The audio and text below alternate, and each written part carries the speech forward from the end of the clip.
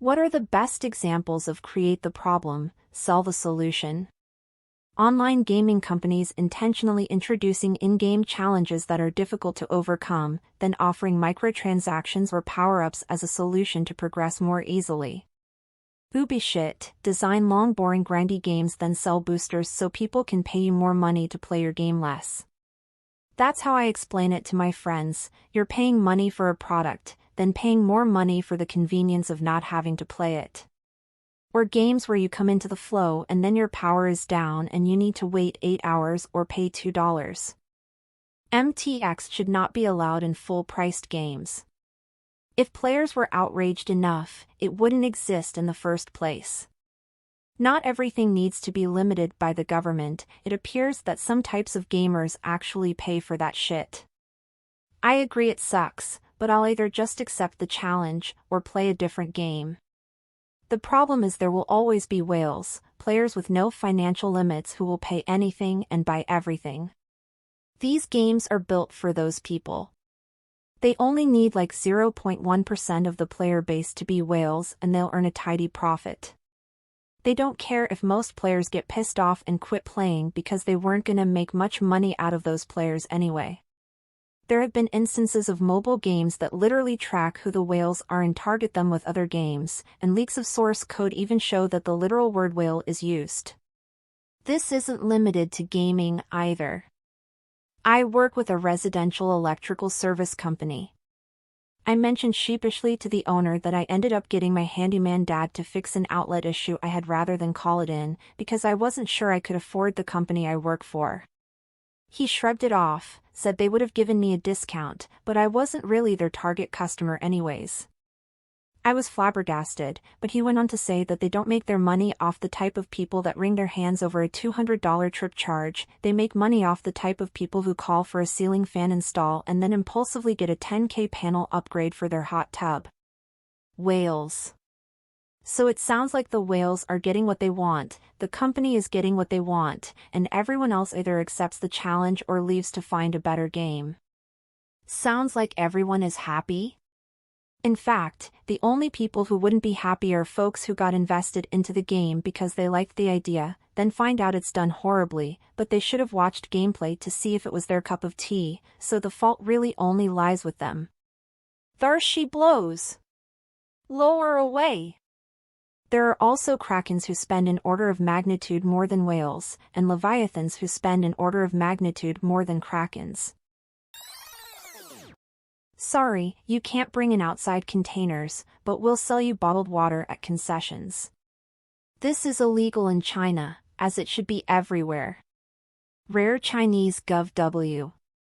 They have a surprising number of W, it's just the L's that speak louder, deservedly so. What are some of their other W's?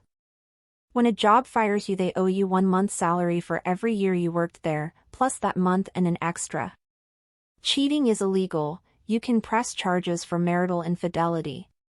Foreign companies cannot buy property like is okay in America. Real estate companies have caps on how high or how low they can sell property for, keeping the market stable. In cases of corporate fuckery, the company isn't fined, the CEO and board are held legally responsible with punishments up to the death penalty. HIV treatments and antivirals are not only required, but free. They practice equity, not equality on test scoring and uni admission, where lower-income families, minorities, and disabled are credited for their status. They have a federal hotline for corrupt officials and police where you can anonymously tip corruption. A foreigner cannot be hired over a local for a job most locals can do. Edit, stop giving me ifs, ands, and buts to my list. I'm not a lawyer and this isn't a deposition. I'm sharing my opinion and I don't have the time nor give a fuck to reply to 100 well-actually Redditors. Just silently disagree and downvote and have a nice day. I feel a certain way and if you feel elsewise that's entirely okay. Edit 2, a weirdly large amount of people are seemingly upset that in China cheating is illegal. Pressing charges is not imprisonment. Pressing charges is you're fined or when we divorce you lose. That's it. If you're worried about the legal ramifications, maybe just don't cheat. Like, why are you defending cheating? Yeah, these are some pretty good China W's. Reading this makes me almost wish I was a Chinese citizen, but then I remember how loud their L's are. Printers don't need to regularly run out of ink. That was a manufactured problem. Pretty much every form of print before that had supplies that lasted until you used them up, which took a good while. Laser printers is the way to go. The money saved on an inkjet printer will soon be spent replacing cartridges after the print heads keep drying up. Bought a Brother laser printer and never looked back. I had the same problem. I use my printer so infrequently that literally any time I need to print something I had to go buy a new ink cartridge because the old one wouldn't work anymore. My Brother printer is wonderful. I can go months without printing and it will work just fine, no issues. Wasted so much money on printer ink cartridges before finding this. Ink tank printers work very well too. You essentially squirt ink from a bottle into the device. The ink is cheap and lasts for quite a long time. Cost per printed page is very low. They aren't really that great for occasional printing. The nozzles dry out and require cleaning every few months. And the printer bricks itself if you do too many cleans because the waste ink container is full, which of course is not user replaceable. Remove cartridge. Wipe the tip with damp sponge. Let dry. Reinsert. Shoot your load. I've never had issues. We have a stupid Canon tank inkjet, and it came up with an error where some pad that soaks up ink is full, which it is not. Tried to clear the error but didn't work. Now it's just sitting until I have the patience to try again. Never ever had this issue with the many inkjet printers I've come across. The Nestle campaign to provide free formula samples to mothers in developing areas. The sample lasted just long enough that the mothers stopped producing milk, keeping them dependent on formula.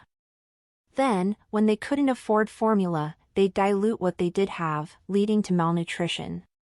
Nestle anything really, they are a terrible company that extorts impoverished people. Not sure if it was really about having moms dependent on formula. In developing areas, the water quality was bad. And when you mix formula with bad water, bad things happen. So what do? You buy water. Bottled water. Why not both? I see so many women fail in their breastfeeding journey because doctors/nurses/other women/formula companies push formula to supplement until milk comes in when that's not how it works. Then supply tanks because giving formula tells your body less milk is being eaten by baby, so the body makes less. They've then got them on the hook as a formula customer and bottled water. Companies that harvest your personal information and make it more accessible to search engines. Then sell you a service to remove it. The virus and antivirus biz had to expand their revenue stream. Which antivirus producers wrote their own malware? Like the Better Business Bureau, which solicits consumers for complaints about your company, amplifies their exposure and then sells you its reputation defense services. BuildZoom.com is one. It doxed contractors and all the places where they worked and gave them fake trust scores. I then went on Facebook and played the reverse Uno card on the founders/CEOs of the website by taking screenshots of all their Facebook posts that they thought were private, but Facebook made them public. Apple's remove all the ports, sell a dongle full of ports. And the number of idiots who say but it makes the phone waterproof so it's necessary is absurd. Suckers. The number of people this brought out to explain how it was an improvement for them is funny. The question was about creating a problem and selling a solution. That's it. It doesn't matter if you like not dealing with cables, the tangles they bring, or quick pairing, or using it between devices in your respective ecosystem or any of that. They removed what was a standard feature in the pursuit of selling you a first-party alternative. Do I like wireless earbuds? Absolutely. I use them and love the conveniences and new features that come with them, but I also have to charge them, which I don't like. If I use the wired earbuds I have bought since the headphone jack omission, I can no longer charge and use wired earbuds at the same time unless I now go buy a wireless charger. This also creates another issue in that if I do want to charge wirelessly, because I like using a case as many people do, I have to make sure the case is compatible with it instead of just buy whatever chunky thing I like. Almost everything that you experience taking a flight. Even the boarding process sucks so that they can sell a better experience to avoid it. Edit, a lot of replies here have focused on my boarding example. But I want to stress it's everything.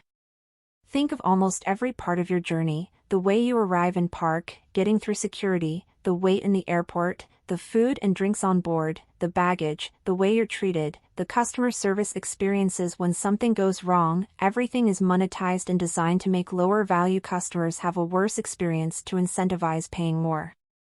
The security lines are a favorite of mine. That's a government service. It's a TSA guy checking you in. Imagine if you went to the DMV and everyone who drove a Mercedes got a special line.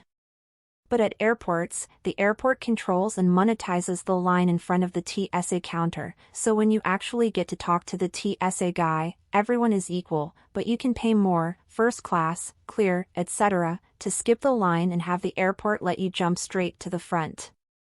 As long as I don't need a carry-on, I love getting on the plane last. Same here. I will stand and walk around the gate area until the last possible moment every chance I get. Please like and subscribe for more daily content.